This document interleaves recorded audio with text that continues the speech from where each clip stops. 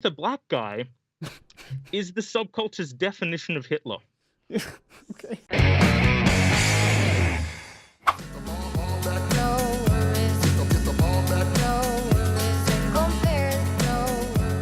Go through all the effort of dancing. Get him. Show him. Show him. There we go. There we go. There you go. There you go. Look at him. He's a gamer. He's willing to come in and make it happen. Now, for those of you saying, what's happening? Let me fill you in. So our next guest, first off, you can follow him on Twitter at Master Zelox, Zelox, or for Canadians, they say Zed. Zed. Which I've gotten into a fight with I'd gotten into a fight with my professor about that in school. As you should have. Corrected me, Zed. And I said, hold on, A, B, C, D, E, F, G, H, I, J, K, L, M, N, O, P, Q, R, S, T, U, V, W, X, Y, Z. Zed. And the teacher said, you're out. You're out. So that was about it. Our next guest is, there's a subculture classified as furries. Now, I had encountered these, you know this, at a Western Michigan flea market at one point, and I had no idea what was going on. So it's a subculture with, I guess there are a lot of misconceptions, and I have to be honest, I don't know exactly what the furry subculture is. Most people think it's a sex thing. I've heard it's not necessarily. But our next guest, actually, there are several different layers there because he is to the right of center of most furries, and so he's had to deal with some ostracization there. Sure. So, Master Zelox, thank you for being here, sir. Absolutely. Thank you for having me. Well, I'm glad to have you. So now, okay, Marley was dead to begin with. Right? Let's set the stage here. I have to acknowledge when I don't know what I don't know. Explain to me the furry subculture. Is a lot of us think is it people who dress up like animals and go gangbusters? No, that's a small portion, but you'll find a small portion of most of anything in the subculture, actually. Okay. Furry essentially is anyone who identifies as such becomes or can integrate into the subculture. What a furry is someone who enjoys characters that have animals with human characteristics, also known as anthropomorphic characters. Right. And if you enjoy those characters in different mediums, movies, books, shows, all kinds of things, then you can self-identify with the label of furry and be one. Okay, so now are Master Zelox, or do you prefer Zelox Quo? Zelox is fine. Okay, Zelox, thank you. We'll be casual. Do you dress like this all the time? Like, do you work like this? Or do you go into work like this? Or is this something that you do as a hobby? This is... okay, interesting question. Okay. It is a hobby for some. It's a lifestyle for others. It's a aspect of being for many. Okay. For me, I've been a furry since I was 12, the majority of my life. I created this costume myself, and I wear it on occasion, but only occasionally. Okay, so you're not going to work. You're not going into your day job dressed as this. Absolutely not. Well, I don't know. This isn't. Here's what I will tell you: the weirdest thing that I had ever seen. I was afraid of a flea market. Okay, and this was a person dressed up like a fox. Mm-hmm. But the weirdest part to me was this person was just going through a flea market, and I had never encountered this before. And Not Gay Jerry knows this story, but he had the fox outfit, and then he had a button down and breeches over the fox outfit, like it was the fox's casual Friday. And I was going, oh yes, I didn't. So this is the fox in work clothes. Is that pretty common? Because we're several layers deep into the. Your guess is as good as mine at that point. Human characteristics. It's wearing clothing. Okay. It doesn't need to. It has fur. It would be absolutely pointless and too hot. Right. But it has human characteristics. Okay. So it seems to me like for a lot of people, this is more of at least even if it's a lifestyle, this isn't necessarily, you're not pushing legislatively to have furry bathrooms. Oh. It's fun. It's dress up. It's fun. Some people feel it's a release for some people. Oh yes, it's escapism. It is enjoyment. It is for many a way to enjoy and express themselves. Like Comic-Con. Yes. Okay. That doesn't sound so weird to me. Yeah. But, okay, yeah. There are a lot of adults, and as a result, there are adult aspects of the subculture. Of course, you get these kind of things. Well, and you will also find, within the subculture, a far more significant proportion of GLBTI, etc. individuals. Yes. Well, that was going to be my follow-up question. What would you wager percentage-wise? Some people are into the whole furry thing just for the kinky stuff. Just for the kinky stuff, I would say none.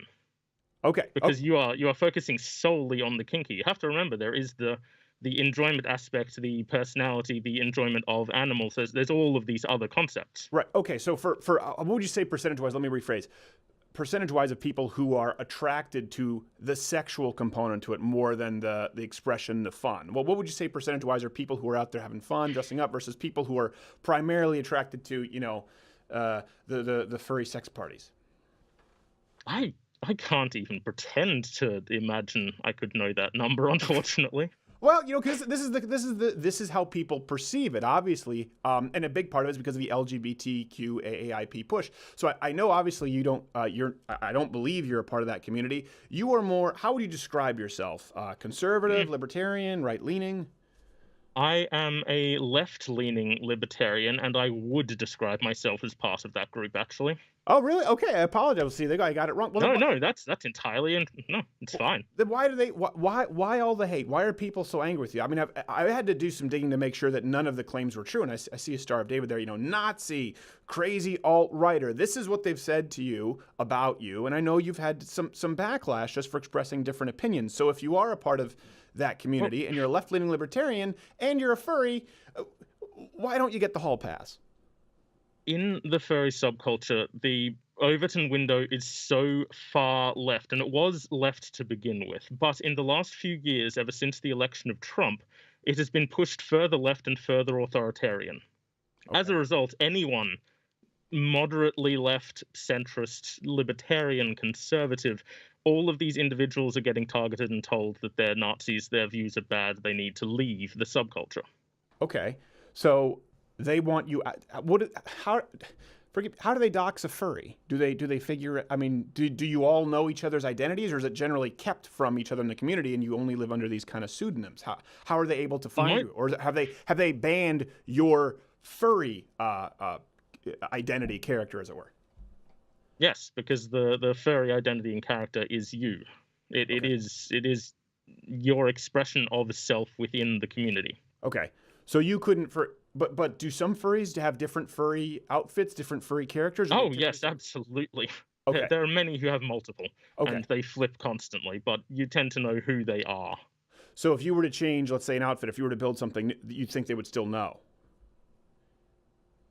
I wouldn't want to. Zelox is me. Right.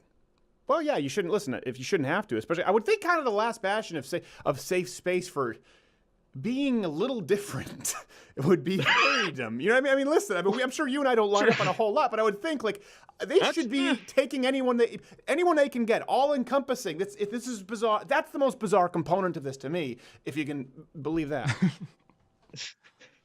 It has gotten to an extreme the last year or so, I would say. All kinds of interesting things have been happening in the subculture. The cutting back on freedom of speech and expression, there have been numerous individuals who've told jokes, and then from the jokes, they have had their panels and their events banned at furry conventions. And they can't present anymore, they can't run things because they've said an inappropriate joke once. Okay, forgive me here, but you're dressed in, I don't know what this is. Is it a wolf sort of? What would you describe it? It's Okay, well then I don't need to risk offending you. I would say a hybrid, to give it a single word. Okay, all right. So then I don't think you're the kind of guy who's easily offended. So let me put it this way: you're dressed in a hybrid wolf horn costume at a furry convention with other people, some of whom are having sex dressed in animal costumes. What could be considered a joke so offensive that it's ban-worthy? Do you recall your Anne Frank jokes video? Yes. That would be it. Really? Oh yes, absolutely. Not a high tolerance for the Anne Frank genre of humor, the furries? If you went to a furry convention, I believe you would be called a Nazi. Oh, I have no doubt. Yeah. The categorization of Nazis is so extreme that there is an individual, Len Gilbert. He's written a book, Out of the Ruins. The main character of this book is a soldier from our world who's transported to a furry world. Many anthropomorphic creatures around there. The character happens to be a part of the World War II German army. Okay. In this fictional book, he is now a Nazi. Right. He's been doxxed, harassed. His work's been called all kinds of horrible things. Because of the book? Yes. Like The Last Furry Castle? A script writer for that would be banned? Potentially. Gosh. I don't know what they'd think of Das Boot.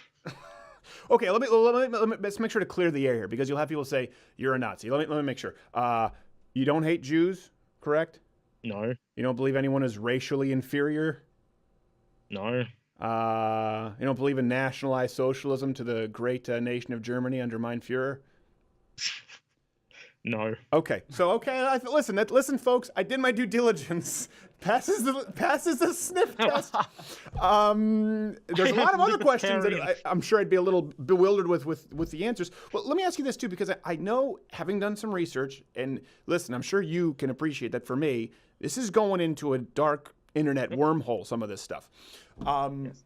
I did find out that there's an alignment. Thank you. I appreciate your candor. An alignment with ANTIFA and the furries. It almost like you see this kind of with pussy hats and Black Lives Matter and March for 15. It's this odd amalgamation, and it seems like that's permeated the furry community as far as political activism. Am I getting that right? Why? Absolutely, you are. In fact, it's not just activism. It is recruiting and attempting to prove that they're right. And it has gotten to the point where one of the major furry subculture specific websites broke its own terms of service to change a code of conduct instantly without warning, to remove several groups of people and several people who have been performing things off-site that they didn't agree with. Okay. And now and they're banning them because they're banning. Oh yes, absolutely. Okay. It's primarily two groups, the Furry Raiders and Alt-Furry. Now, Alt-Furry, the name is a joke. It's a parody of the alt-right on purpose. And the Furry Raiders are a group of furry individuals who are friends. Well, where does Furry Raiders come from? I'm going to have to call you on that. What's the meaning to Furry Raiders?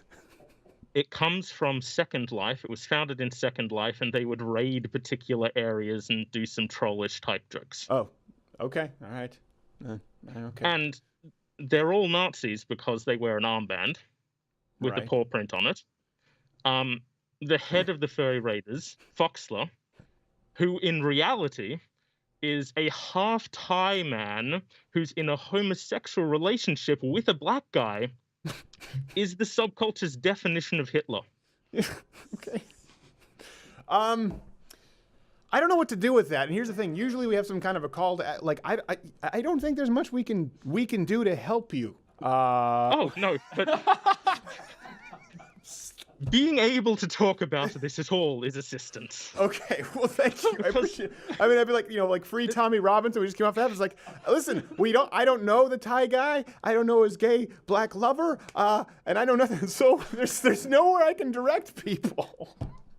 Absolutely. Okay. A good example of you speaking of Antifa in the furry subculture would, again, be back to Fur Affinity. They have been banning people who have been speaking out against domestic terrorist recruiting on site. Right. Because one thing is true about furries. They are mostly disenfranchised social outcasts. I would imagine, yeah. As a result, it's a very palatable area for this kind of ideology to recruit from. They're in an area trying to have escapism, trying to enjoy themselves. The perfect place for propaganda to take place.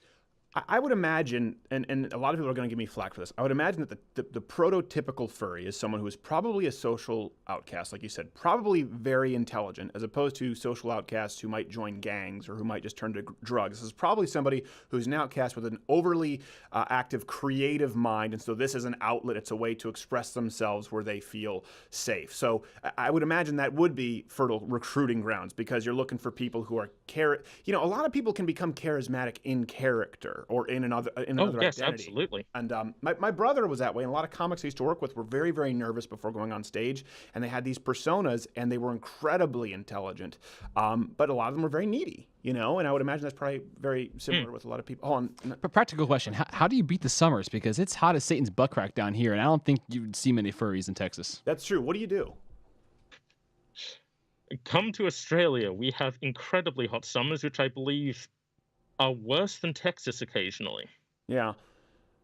And what you do is, in the large fursuits, if you happen to see them, fursuits are a furry subculture-specific term for the mascot costumes designed of your character. Okay. You have a couple of fans. Okay. Okay. Thank you. And you live with it. Yeah, okay. But I mean, I appreciate the explanation, but that's kind of what I would have guessed fursuits meant. I mean, it's not like there was a curveball. Okay, well, all right. So there we go. So and they would probably have they have some kind of a fanning mechanism in there. Yes. There's a couple of computer fans usually in the muzzle area. Okay. All right. Well, listen, I appreciate it. Listen, I would love to have you back. And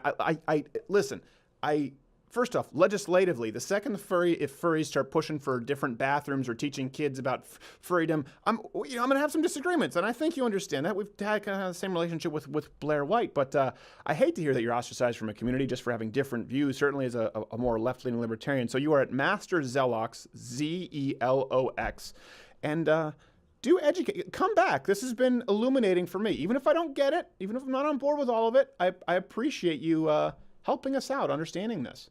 Usually this is the point where I would tell you to subscribe or hit the notification bell up there because subscriptions don't mean a whole lot on YouTube. But if you haven't signed up now at louderwithcrowder.com/mugclub for all the daily content to support us, there's not a pitch I can make here that'll work. So let me just tell you this. I have a cat in my basement right now. If you don't subscribe at louderwithcrowder.com/mugclub,